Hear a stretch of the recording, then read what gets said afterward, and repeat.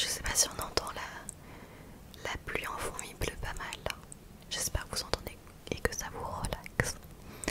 Donc je disais, je pense que la plupart des personnes pensaient que ça allait être l'Inter qui allait gagner, donc je suis d'autant plus contente qu'on soit passé. Et en plus il y a eu les tirages pour les quarts de finale. Et on est tombé en vrai sur le papier sur la meilleure équipe, enfin la plus faible en soi. On pouvait soit tomber sur Manchester City, soit sur le Real. Il y avait qui d'autre? Arsenal, Bayern, PSG et Barcelone. Et nous on est tombé sur Dortmund. En soi, tous les matchs m'intéressent là en quart de finale. Je suis hypée par chacun des matchs. Parce que en huitième de finale, honnêtement, il y en a quelques-uns que j'ai pas regardé. Ça m'intéressait pas plus que ça. En plus, ils tombent en même temps, donc faut faire des choix. Mais par contre, la quart de finale, j'ai droit de voir chacun des matchs. Atlético un peu plus évidemment, mais même par exemple PSG Barça, très hâte de voir. En vrai, j'aimerais bien que ça soit le PSG qui se qualifie, dans le sens où je voudrais avoir une rencontre Atlético PSG. Ça m'intéresserait beaucoup de voir un match et je pense qu'on peut clairement battre le PSG, ça permettrait d'aller en demi-finale. Mais ouais, tous les matchs m'intéressent, même Real Manchester City hyper intéressant, Arsenal Bayern. Arsenal je pense va avoir un peu plus de mal, mais c'est intéressant aussi à voir, on ne sait jamais s'ils peuvent gagner contre le Bayern. Donc voilà, trop hâte de regarder tout ça. En tout cas, dites-moi ce que vous en avez pensé pour ceux qui ont regardé les matchs de la Ligue des Champions. Est-ce que votre équipe, elle est aussi en course, enfin elle est toujours dans la course au titre? Et c'est quoi aussi vos pronostics de la demi-finale?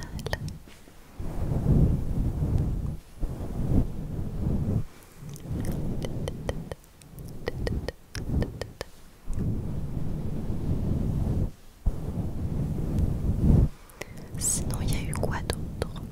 Il y a eu la cérémonie des Oscars aussi, récemment.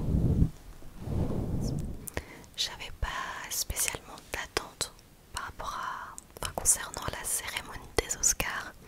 Je voulais juste que Emma Stone, qui est une de mes actrices préférées, je l'aime trop cette femme, gagne l'Oscar, pourquoi j'ai envie de dire César, l'Oscar de la meilleure actrice pour son rôle dans le film Pauvre créature. Donc ça, j'étais trop contente. On a vu aussi la prestation de Ryan Gosling qui a chanté I'm Just Ken. Ça, c'était trop bien. Il y a eu quoi d'autre? J'étais contente aussi pour Cillian Murphy.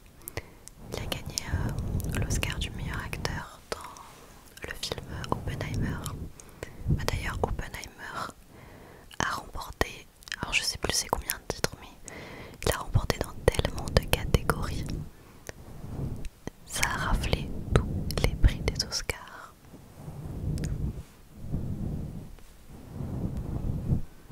D'habitude, j'aime bien dans les vidéos chuchotement vous faire des recommandations de séries ou de films. Comme ça, à la fois je vous relaxe et je vous fais peut-être découvrir des films ou des séries. Mais ces dernières semaines, j'ai rien trouvé, j'ai pas eu de coup de cœur. D'ailleurs, si vous avez des recommandations, je cherche une série historique de préférence. Si vous en avez une que vous connaissez qui est peut-être un peu plus, comment on dit, sous-cotée, moins connue en tout cas, et qui est très très bien, parce que je galère à en trouver une qui a un bon scénario, pardon.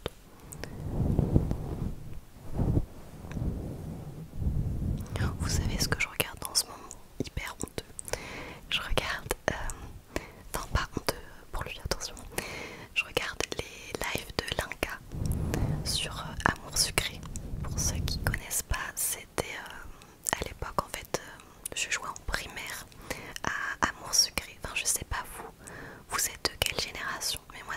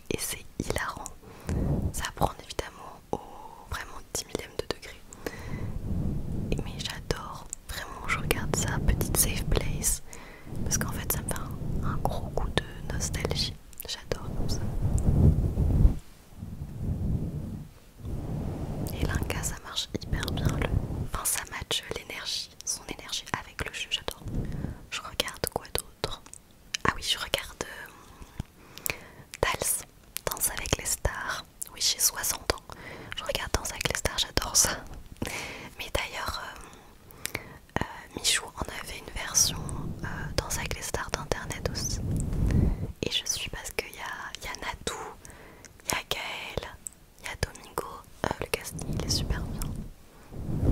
Et pour Danser avec les stars classique, la version classique, il y a James Danton, l'acteur qui joue dans Desperate Housewives.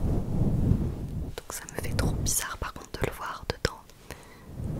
Ça me replonge dans Desperate Housewives là, oh là là, meilleure série du monde.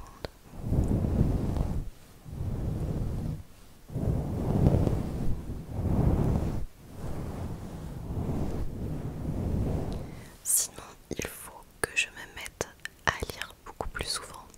Là, je lis plus trop. Pour ceux qui ne savent pas, j'ai fait une licence de lettres. Et c'est vrai qu'à l'époque, on a des livres évidemment à lire obligatoirement pour la première année, la deuxième année pardon, et la troisième année. Et c'est à peu près environ une dizaine voire quasiment 20 livres à lire dans l'année. Donc je lisais beaucoup. Et là c'est vrai que je lis vraiment beaucoup moins. Alors que pourtant en général quand c'est pas obligatoire, il y a une apparition d'un